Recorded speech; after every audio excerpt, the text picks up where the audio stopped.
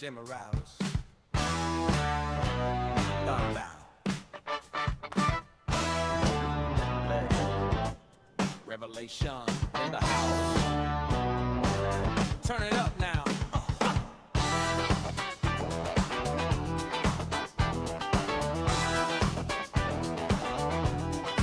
Slide in, sit back, got your mind on spin. Jey talk smooth, revelation jump in. From headlines to the stories you heard, we break it down raw, word after word. You got questions, we got time. Little bit of truth with a sideways smile. Turn that dial, lock in and stay. We're taking that talk all the way.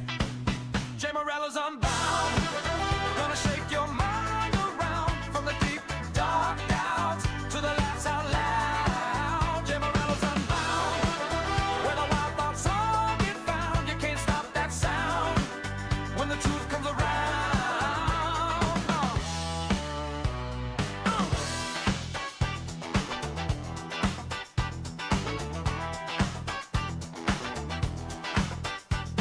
Popcorn popping, newsfeed hot. Revelation drop a line, make the whole room stop. Side-eye theories, rumors in the air. Jey peeling back slow, lay the truth out there. Little bit of wisdom, little bit of clown. We can lift you up, we can break it all down. Turn that chair to your favorite place. Let the talk run long, let it chase that chase. Jey Morales Unbound, gonna shake your mind around. From the deep, dark doubts to the laughs out loud. Jey Morales Unbound, where the wild thoughts all get found. You can't stop that sound when the truth comes around. Come on. From the couch to the car, you feel that spark. Yeah, that's us. From your doubts to your dreams, we in between, kicking up dust. Hey! Jey Morales Unbound, gonna shake your mind around. From the deep, dark doubts to the laughs out loud. Jey Morales Unbound, where the wild thoughts all get found. You can't stop that sound when the truth comes around.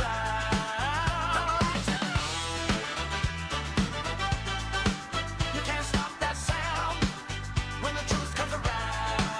Jey Morales Unbound.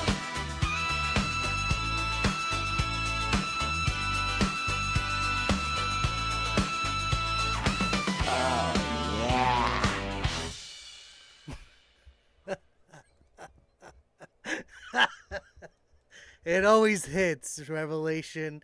It always hits. Welcome back, everybody, and happy weekend and happy Friendship and Valentine's Day this weekend, ladies and gentlemen. Welcome back to Unbound, Season 2, Episode 10. And again, happy Valentine's Day weekend. The show where this is the show where we dig beneath the headlines, unpack the chaos, and tackle the stories everyone else is too nervous to cover. I am Jey Morales, and with me, as always, is my co-host, Revelation. How we doing, Revelation? I definitely was not ready for that to happen at the end of the intro song. That caught me off guard. Yeah, I'm telling you, that docket team got it going on. Ladies and gentlemen, how you doing? How you doing, though? How we doing? How was your week? Welcome back. Ladies and gentlemen, we have a big announcement. We're going to say it now in the beginning before you click away. If you're sick of our news headlines all the time, we have finally opened a new channel where we won't be talking about, well, we might here and there, but we will be gaming now, ladies and gentlemen, right, Revelation? We're going to be having our game nights Wednesdays. Yes. and maybe Saturday, something to discuss with Revelation if he has the time. But yeah, ladies and gentlemen, catch us very soon on Jey Morales Unbound Gaming channel on YouTube. Yes, the same way how you found this channel with Jey Morales Unbound, you're gonna find now Jey Morales Unbound Gaming. Put it together with the @ and I promise you, you'll find it. It's the same logo that we have here. Besides, it's like a pink reddish color, and it says Unbound Gaming on the banner, ladies and gentlemen. Until we can figure out what what our branding will be moving forward. So yeah, let us know in the comments. Tonight we got just a little bit of a show here, just a little light because we know that it's Valentine's Day weekend. Why do you want to hear the worst of the worst? So we left only the good stuff that maybe you support. And if you don't support it, it's okay. It's also something to be spoken about. So let us know in the comments how you feel about it. And again, welcome back to Jey Morales Unbound. Tonight we got like I said, the little episode, and we got the Department of Homeland Security partial government shutdown. We also have the Don Lemon case, and also we got the James Vanderbeek tribute tonight, and an uplifting friendship and Valentine's Day story from our good friend Revelation tonight, ladies and gentlemen. So really light and show tonight, and yeah. Here we go, ladies and gentlemen. The United States is once again facing the possibility of a partial government shutdown, and this time the spotlight is on the Department of Homeland Security, commonly known as the DHS. At the center of the issue is Congress' failure to agree on a funding bill that would keep the department fully operational. The Department of Homeland Security is responsible for some of the most critical functions in the federal government, including border security, immigration enforcement, disaster response, and counterterrorism. When it comes to funding, it's threatened. The effects are immediate and far-reaching. A shutdown does not mean DHS completely stops working. Certain employees are labeled essential and must continue reporting to work without pay until a deal is reached. This includes Border Patrol agents, TSA officers, and Coast Guard personnel. While the planes still fly and borders are still guarded, the morale of the workplace or the workforce takes a hit, and long-term planning becomes nearly impossible. The political fight behind this looming shutdown is largely about spending priorities in immigration policy. Lawmakers on both sides are using DHS funding as leverage to push their agendas, turning national security into a bargaining chip. For some, it's about tightening border controls. For others, it's about resisting what they see as extreme measures. The result is gridlock. Whoa, come on, docket team, what was this? The result is gridlock, and the public is caught in the middle. For every American, a partial DHS shutdown can mean longer airport lines, delays in processing immigration documents, what else here? And slower disaster response coordination. It also creates uncertainty for federal workers who certainly don't know when their next paycheck is coming, even though they are still required to do their jobs. Beyond the immediate disruptions, repeated shutdown threats send a larger message. The government is struggling to function smoothly. Each standoff erodes public trust and reinforces the idea that political battles matter more than stability and security. As the deadline approaches, the question is not just whether lawmakers will reach a deal, but whether this cycle of crisis politics will ever end. DHS exists to protect the nation. When its funding becomes a political weapon, that mission is put at risk, and so is confidence in the system itself. Now, ladies and gentlemen, as always, we have discussing questions about this. Should essential workers like Border Patrol and TSA be forced to work without pay during a shutdown? And does that cross an ethical line? Ladies and gentlemen, I think Revelation has had a perfect answer to this, what, like 4 months ago when we had this same question pop up? Go ahead, Revelation. Already answered this. They're going to have to get to work, right? What is it that you said last time? Do you even remember? I mean, yeah, should they? Uh, no, they shouldn't have to. Are they? Yeah, as government workers, they still have to. Right. The military has to.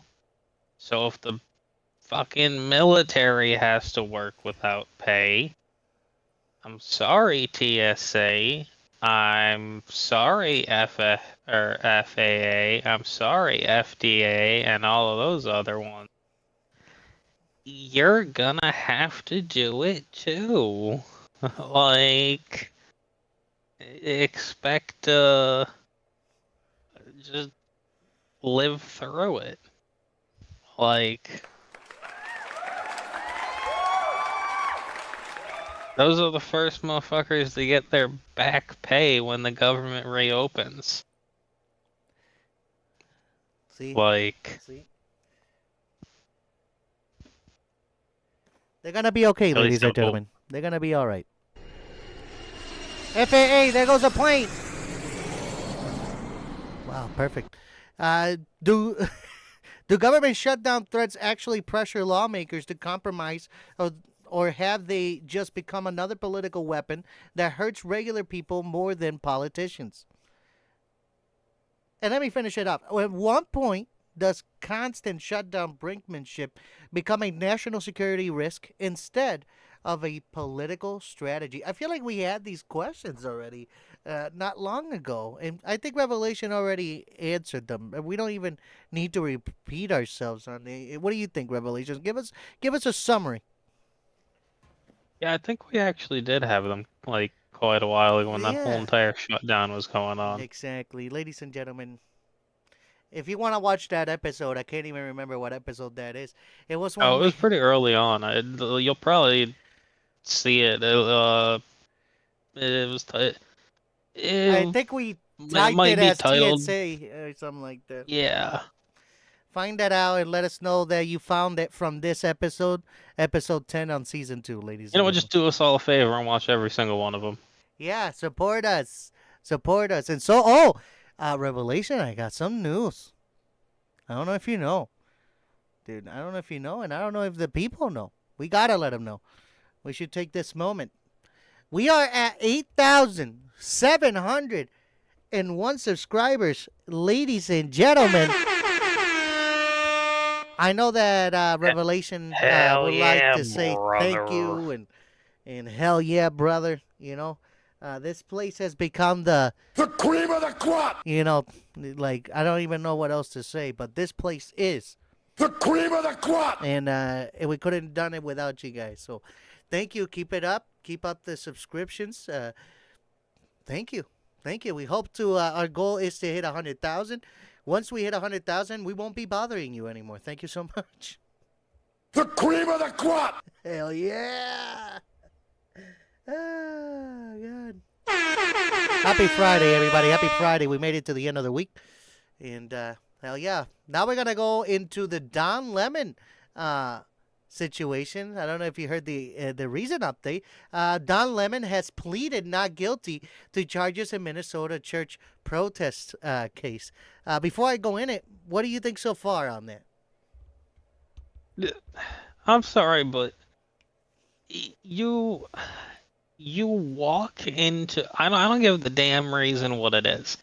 You literally burst into a church, go up to a pastor as he is in the middle of a sermon, and start berating him. Like, all while the protesters are inside the church, surrounding the people, and they're, the people in the church are now just genuinely worried because they know what has been going on inside the city. So they're like, do we have to like run for our lives, or are we still safe because it's a church? Like, what's going on here? Like, like my dude, you just committed a huge, like, he broke a federal law, and here he is trying to get away with the but I'm a journalist thing. Brother man, no. No. Don't even give me that bull.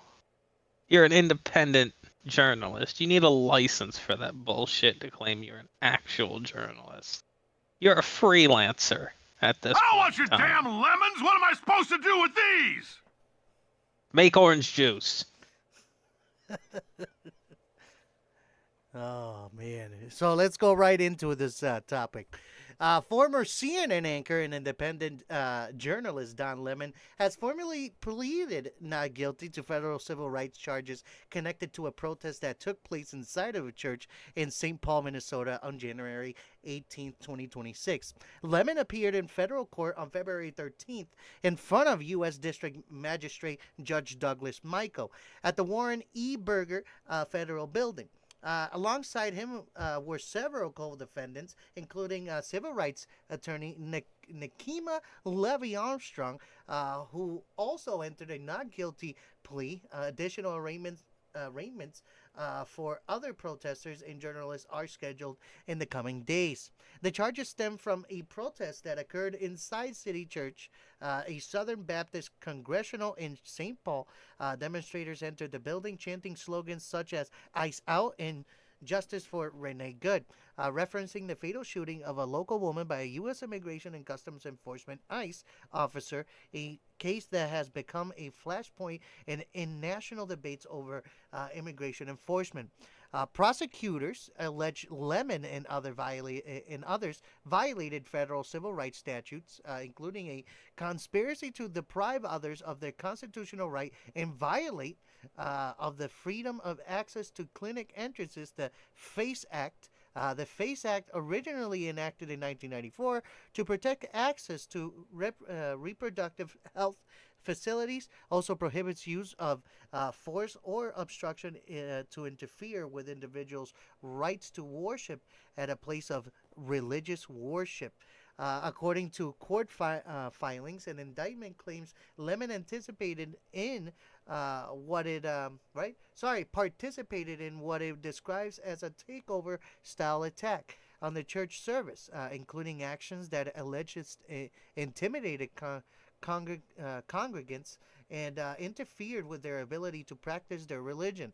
Some documents even detail minor physical contacts and claims of obstruction. For example, one allegation notes that Lemon was close enough to a pastor that the man's hand grazed Lemon's arm during an exchange. Lemon and his legal team reject the government's claims. He has consistently maintained that he was present purely as a journalist, documenting the protest of his YouTube live stream program, The Don Lemon Show, and did not participate in the demonstration itself.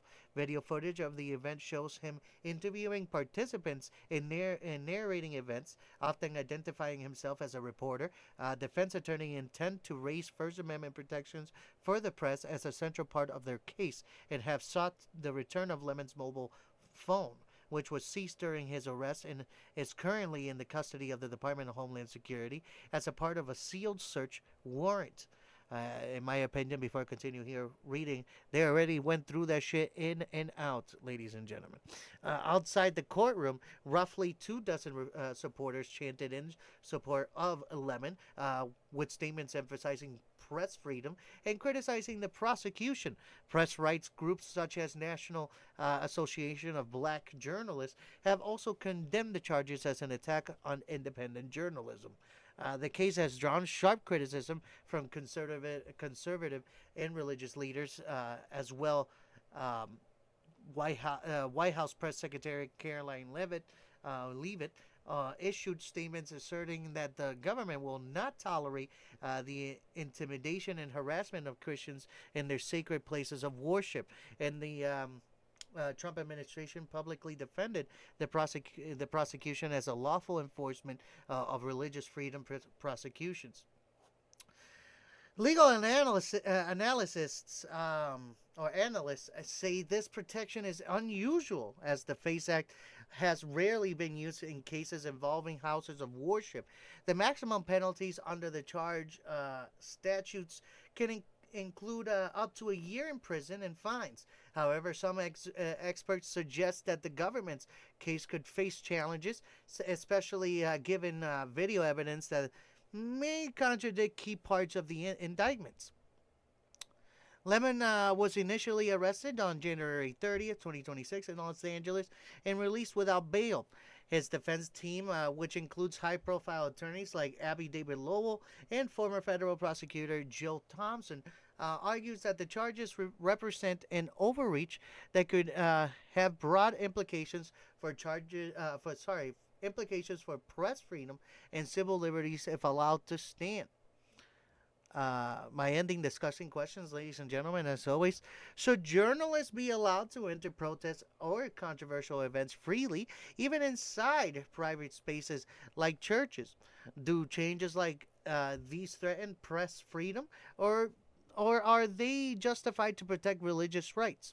Or should courts balance the First Amendment against allegations of intimidation or obstruction? Let us know in the comment section, ladies and gentlemen. As always, Revelation, what do you got? Listen, I don't care if your place of worship is whether or not you are is related to whether you are a Christian, a Muslim, a Buddhist, whatever your religion is.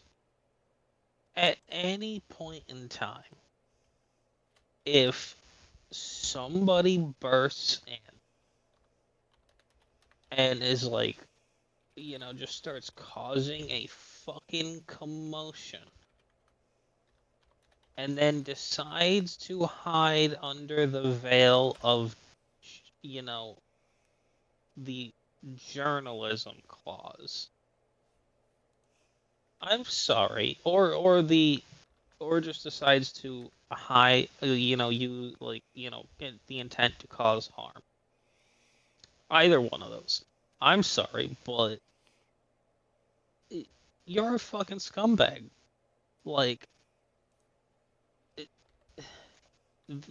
That's one of the reasons that whole entire law was put in place.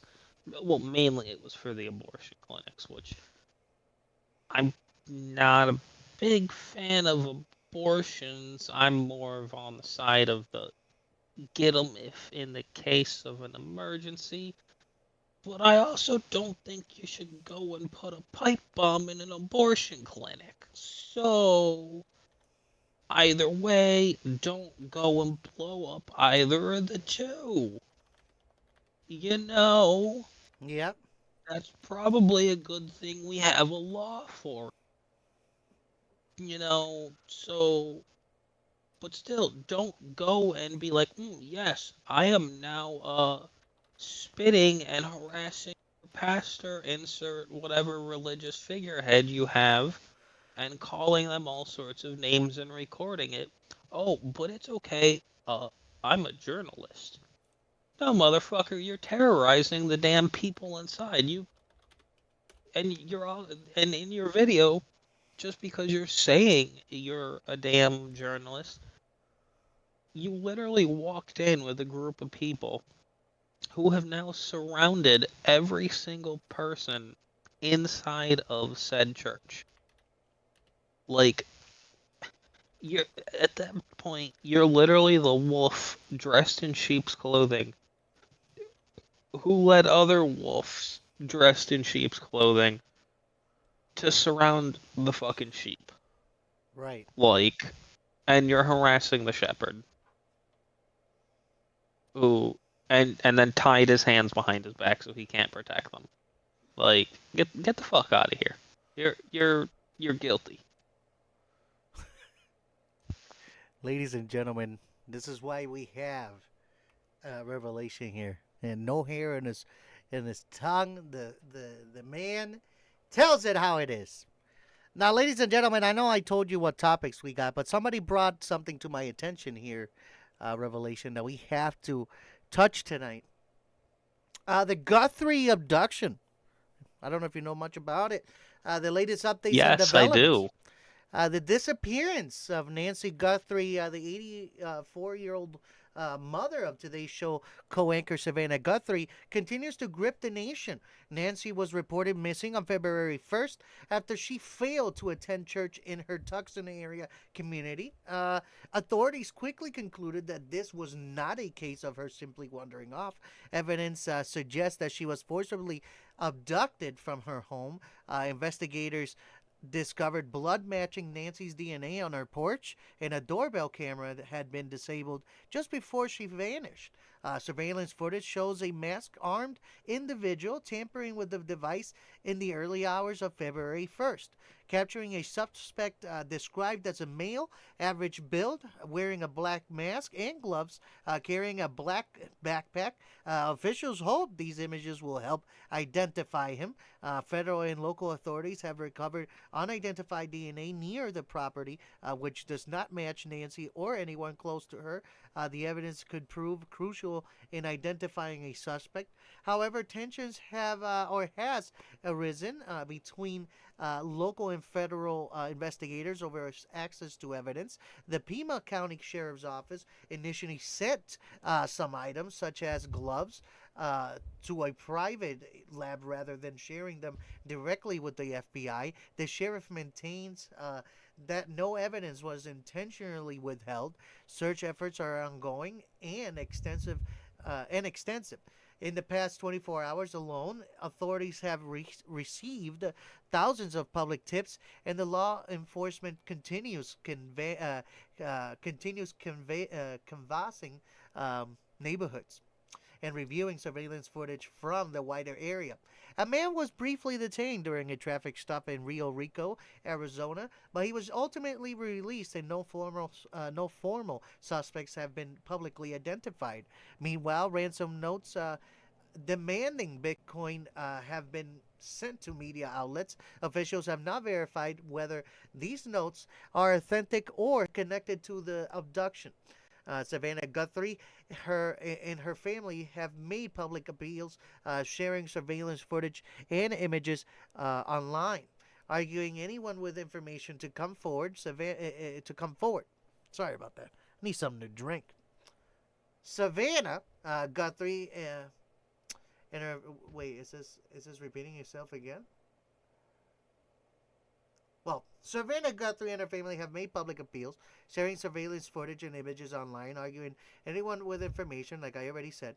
In a response to ongoing investigation, the FBI has increased its reward offer to $100,000 for information leading to Nancy's location or the arrest of anyone involved in her disappearance. Law enforcement at all levels remains committed to following every lead, analyzes forensic evidence, and coordinating across agencies. As of now, no suspects have been publicly named or charged, and the search for Nancy Guthrie continues. Authorities stress that anyone with information, no matter how small, could play a critical role in helping bring her home safely.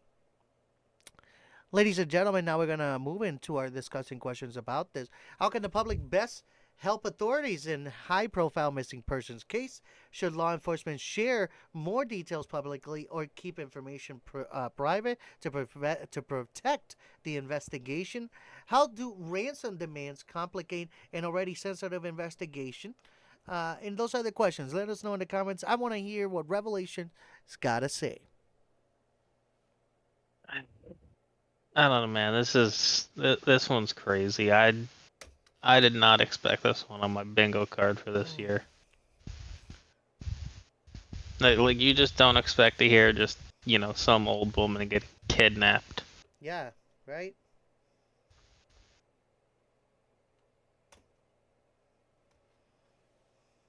Right?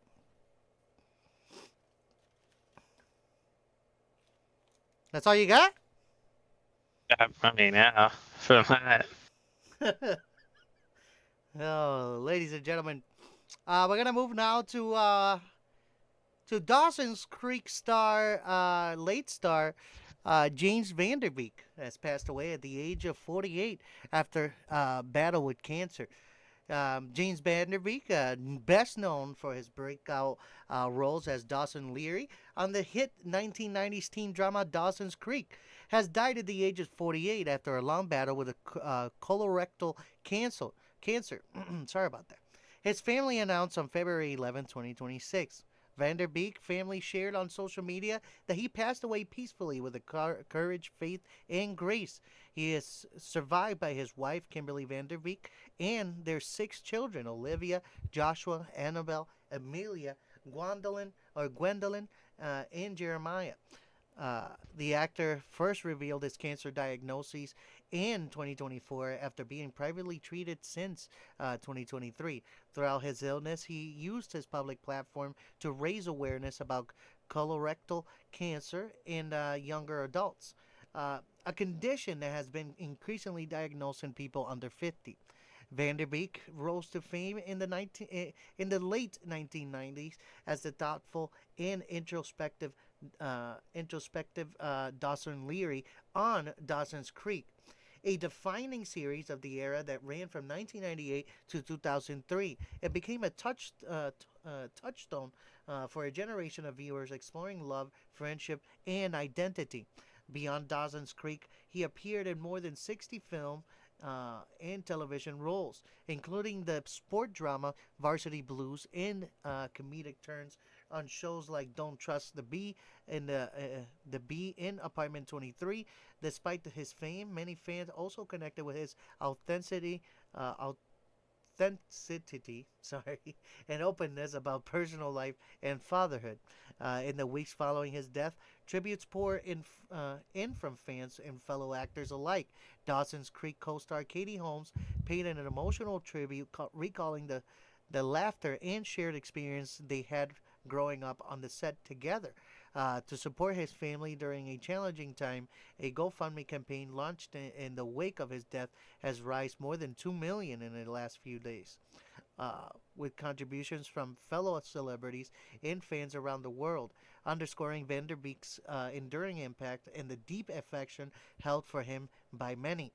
Vanderbeek's legacy endures not only in his memorable performances, but also in his efforts to bring attention to cancer screening and early detection, inspiring many during his life and even after his passing.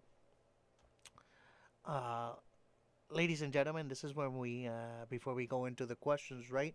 Uh, Actually, let's go into the questions and then we'll take the moment of silence after. How did Dawson's Creek shape a generation's view of teen life, love, and friendship? Should celebrities use their platforms to raise awareness about personal health struggles like Vanderbeek did? And how do fans and media influence the legacy of the actors after their passing? Let us know in the comment section, as always, ladies and gentlemen. And at this moment, ladies and gentlemen, we're gonna take a quick 10-second intermission, or sorry, 10-second moment of silence for for the for the late uh, James Vanderbeek. May he rest in peace, sir.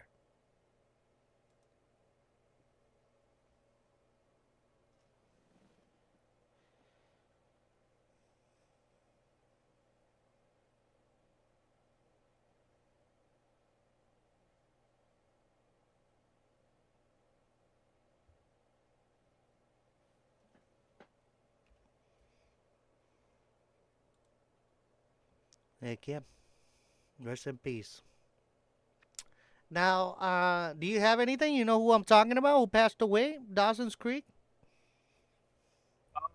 I do, but I never watched the show. I watched it just recently, not all of it, just a few episodes. It looks all right. Looks all right. It's a kid that wanted to do film and all that stuff, and it's like it's like that dream of the '90s that everybody had kind of deal, you know. But I seen him in a lot of other movies. He's done pretty good. Pretty good guy, really nice guy. Um, Again, may he rest in peace. Now we're gonna move on to our good friend Revelation in the uplifting story of friendship and Valentine's Day, ladies and gentlemen. Yes, I do have that. Before he reads that, ladies and gentlemen, let's pop through real quick on our sponsors of the show, real quick. Again, this show is always brought to you. Oop, sorry. This show is always brought to you, ladies and gentlemen, by the Cayville Hotel and Tavern. If you're going out this weekend for Valentine's Day, make sure to hit up the Cayville down in Kleinfeltersville, Pennsylvania. The Hotel and Tavern has a lot of exciting food going on this weekend. Make sure to try their sliders, their wings. Make sure to try their peanut butter and jelly burger. I'm guessing they have some other specials for tomorrow as well. Again, they're open from Wednesday to Sunday. I don't know if you know that. They're open from 4 to 9 Wednesday and Thursday, 4 to 10 Friday, 12 to 10 Saturday, and 12 to 8 p.m. Sunday, ladies and gentlemen. You can contact them at 717-949-8. Ladies and gentlemen, almost messed up the number. 717-949-8413. Again, it's 717-949-8413. Make sure to hit up Seth and Jamie for any questions and any reservations. Make sure to hit them up. Don't want to wait too late on that, ladies and gentlemen. The next sponsor, ladies and gentlemen, is Atlas Epoxy Floors, located down in Milford, Connecticut. The owner and CEO of the company, Bradford Kelly, will do any job that you need. Any job. You can contact him at 203-496-6386 or brad.kelly at atlasepoxyfloors.com. That's his email, ladies and gentlemen. You can also visit his website at www.atlasepoxyfloors.com. He does do garages, basements, patios, lobbies, countertops, you name it. Whatever you need epoxy, the man can do it for you. Again, he's located down in Milford, Connecticut, but that doesn't mean that if you need a job done, some epoxy floors jobs done, you can contact him. If you're down in Florida, New York, Oklahoma, Indiana, Michigan, wherever you're at, contact him and see if he's available to take a trip out there for you. Everybody's got a price, ladies and gentlemen. Everybody's got a price. You get it? You get it, Revelation? Did you get that? Yeah. And ladies and gentlemen, as always, we got Velocity Modern Classics. One of the main sponsors of this show and the other show that we do on The Movement with producer Mike, ladies and gentlemen. But right now, Velocity Modern Classics, whatever vehicle you got right now sitting in the garage that has been sitting there for over, I don't know, 7 years, 6 years, 10 years, 15 years, and it looks like it's just collecting dust and you have nothing else to do, how about we start investing, ladies and gentlemen? Invest on Velocity Modern Classics. Let's get that beautiful vehicle you got there, that Mustang, an F100, F200, doesn't matter. They'll do the job for you. They'll make that the same body. They'll use the same body, and they'll upgrade everything, ladies and gentlemen. It'll feel classic but modern. Make sure, again, to contact Velocity Modern Classics. They're located down at 15 East Quintet Road in Cantonment, Florida, 32533. You can visit their website at velocityrestorations.com. Their phone number is 850-466-1810. Again, 850-466-1810. They're open from Monday to Friday, 8 a.m. to 6 p.m. So make sure that if you have any questions, you contact them down there. Speak to Eddie Weber, Red Rum, and see what kind of project he can get for you. The man is on fire right now. Congratulations again to Eddie Weber.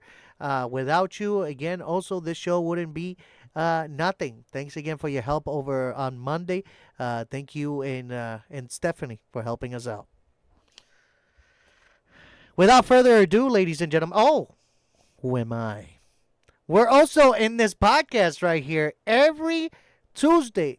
Every Tuesday, we're a part of the movement on the Producer Mike Presents channel. Find us there every Tuesday at 8 p.m. Eastern Time, where we have a lot of banter, a lot of conversations, and we also have some Connect Four tournaments that Producer Mike, believe it or not, is whooping my ass. So, ladies and gentlemen, visit us there on Producer Mike Presents channel and catch us every Tuesday, hanging out, talking about sports and other topics. Yeah, yeah, hell yeah. Sending it back to our good friend Revelation. Revelation, what do we got? Okay, everyone. In the spirit of Valentine's Day, we are going. Well, I am going to give you the history of Valentine's Day. The history. So, Valentine's Day, as we all know, is a holiday celebrated every February 14th. In 2026, it falls on Saturday. Across the United States and in other places around the world, friends and loved ones exchange flowers, candy, and gifts, all in the name of Saint Valentine. But who is this mysterious saint, and where did these traditions come from? From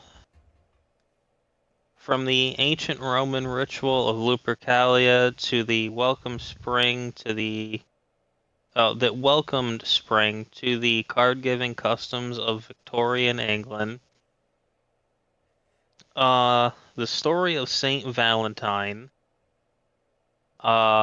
is the patron saint of lovers. We do know that it is.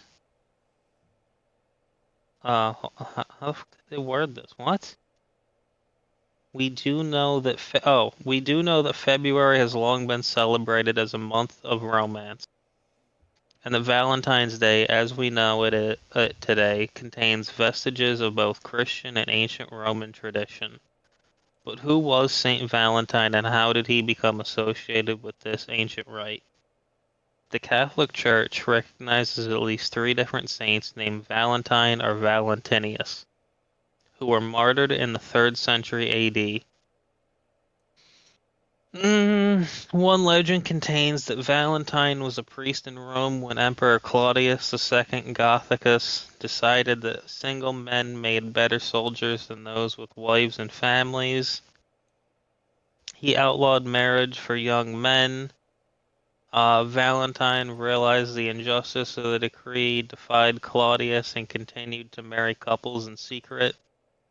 When Valentine's actions were discovered, Claudius ordered his execution. Others insist Saint Valentine of Interamna, modern-day Terni, Italy, a bishop, is the true namesake of the holiday. He too was beheaded during Claudius II's reign for refusing to renounce his faith and converting new followers. Other stories suggest Valentine might have been killed for attempting to help Christians escape harsh Roman prisons, where they were often beaten and tortured. According to one legend, an imprisoned Valentine actually sent the first Valentine greeting himself after he fell in love with a young girl, possibly his jailer's daughter, who visited him during his confinement. Before his death, it is alleged that he wrote her a letter signed "From your Valentine," an expression that is still used today. Although the truth behind the Valentine legend is murky, the story all emphasizes his appeal as a sympathetic, heroic, and most importantly, romantic figure.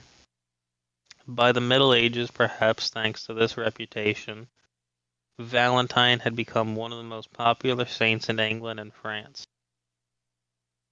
The origins of Valentine's Day as a pagan festival in February. Although some believe Valentine's Day is celebrated in the middle of February to commemorate the anniversary of Valentine's death or burial. which probably occurred around AD 270. Another theory is that the Christian church might have decided to place St. Valentine's feast on a day in the middle of February in an effort to Christianize the pagan celebration of Lupercalia. Modern scholars dispute this idea given the few similarities between Lupercalia and the modern holiday. But it is true that Passion was top of their mind for ancient Romans in mid-February, just as it was for many people today. Celebrated at the Ides of February, or February 15th, Lupercalia was a fertility. Why can't I say it right? Fertility festival dedicated to Faunus, the Roman god of agriculture, as well as to the Roman founders Romulus and Remus. To begin the festival, members of the Luperci, an order of Roman priests, gathered at the sacred caves where the infants Romulus and Remus were believed to have been cared for by a she-wolf, or lupa. The priests then sacrificed a goat for fertility and a dog for purification. After they skinned the goat and made its hide into strips, dipped those into the sacrificial blood, and took to the streets, gently slapping both women and crop fields with the goat hide. Far from being fearful, Roman women often welcomed the touch of the hides because they believed it would make them more fertile in the coming year. Okay then. Weird. Historical evidence of Lupercalia is spotty, however, we know that the popular festival was observed for more than 1,000 years. It became increasingly violent as time passed, drawing criticism from the likes of Cicero and some Christian leaders. Valentine's Day, meaning a day of romance and love.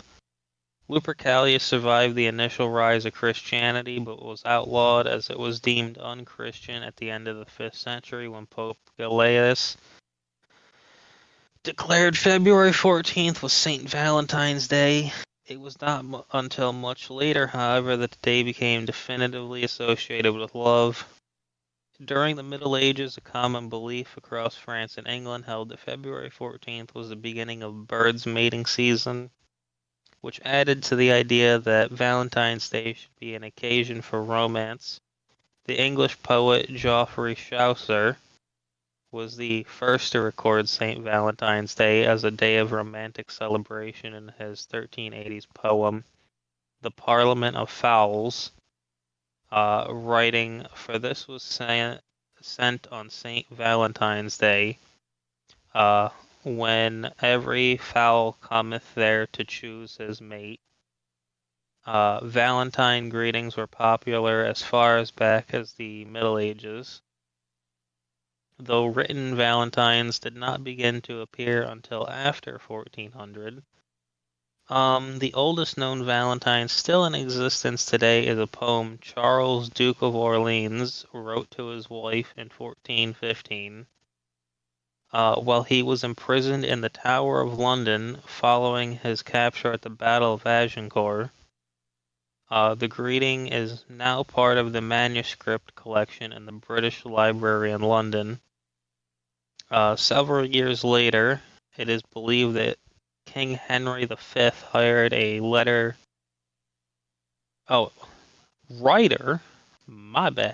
named John Lydgate to compose a Valentine note to Catherine of Valois.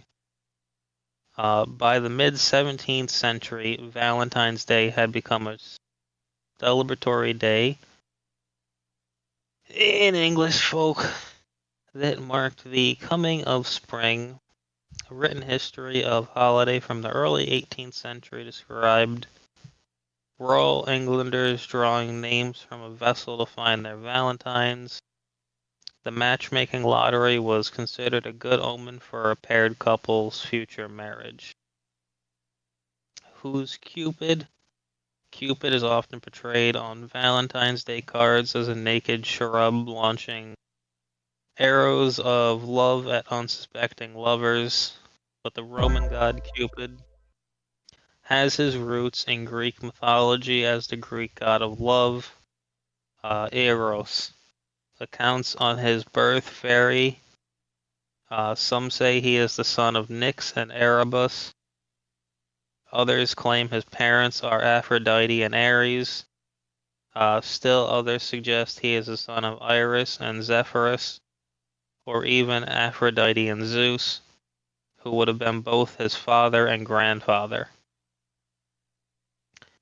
According to the Greek archaic poets, Eros was a handsome immortal who played with the emotions of gods and men using golden arrows to incite love and leading ones to sow aversion. It was not until the Hellenistic period that he began to be portrayed as the mischievous, chubby child ever present on Valentine's Day. Valentine's Day traditions throughout history. In addition to the United States, Valentine's Day is celebrated in Canada, Mexico, the United Kingdom, France, and Australia. In Great Britain, Valentine's Day began to be popular around the 17th century. By the middle of the 18th century, it was common for friends and lovers of all social classes to exchange small tokens of affection or handwritten notes, and by 1900, printed cards began to replace written letters due to improvements in printing technology. Ready-made cards were an easy way for people to express their emotions at a time when direct expressions of one's feelings was discouraged. Cheaper postage rates also contributed to an increase in the popularity of sending Valentine's Day greetings. Americans probably began exchanging handmade cards in the early 1700s. In the 1840s, Esther A. Howland began selling the first mass-produced Valentines in America. Howland, known as the Mother of Valentine, made elaborate creations with real lace, ribbons, and colorful pictures known as scrap. Today, according to Hallmark, more than 145 million Valentine's Day cards are sent each year, making Valentine's Day the second largest card-sending holiday of the year behind Christmas. And there you have it, folks. That's all, folks.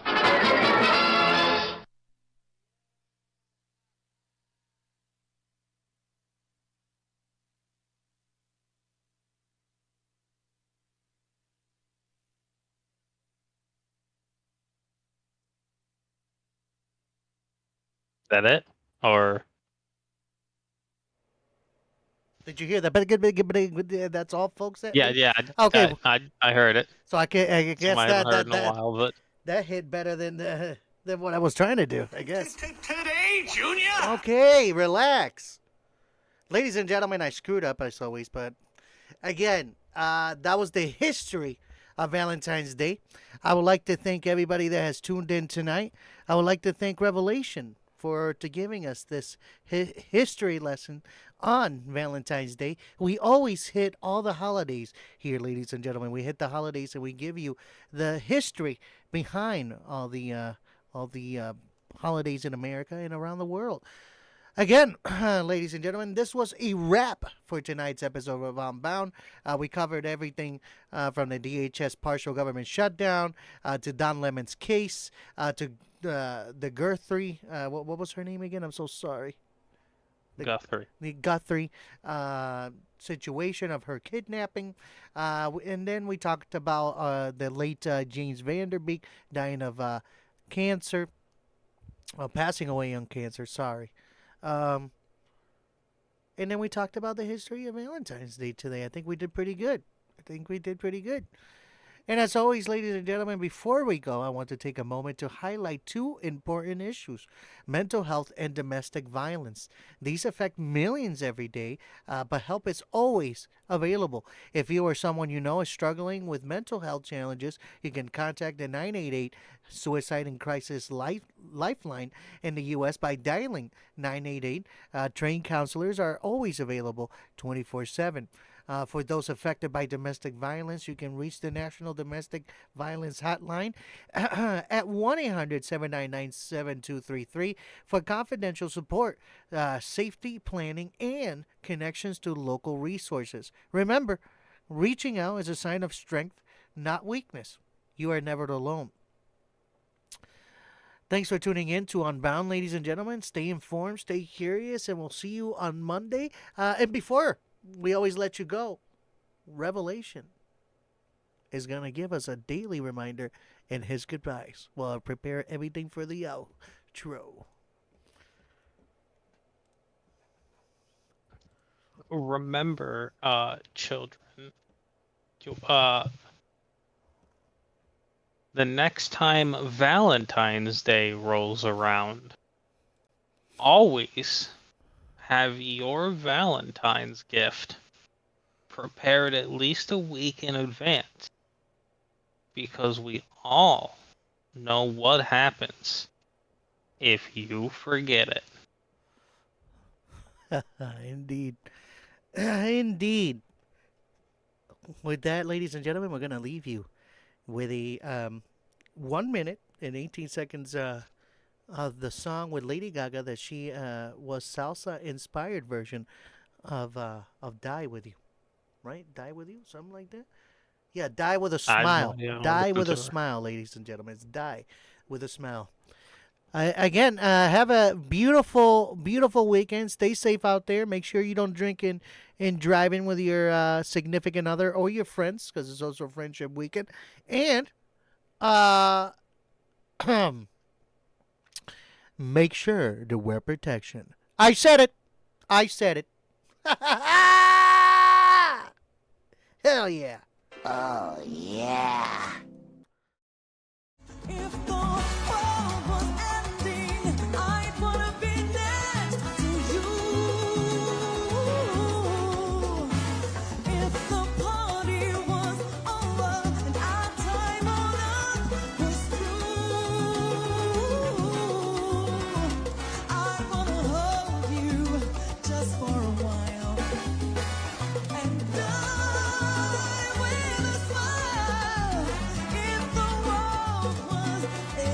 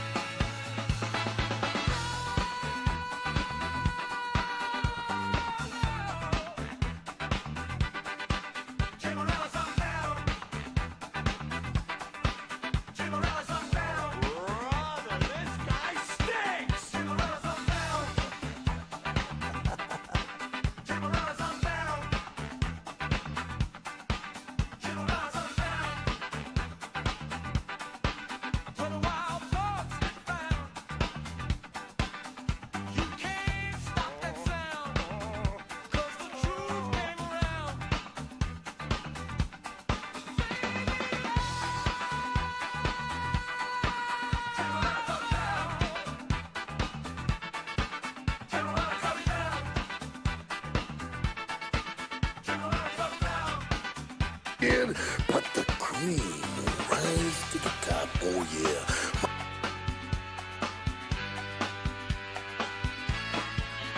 But the cream will rise to the top, oh yeah.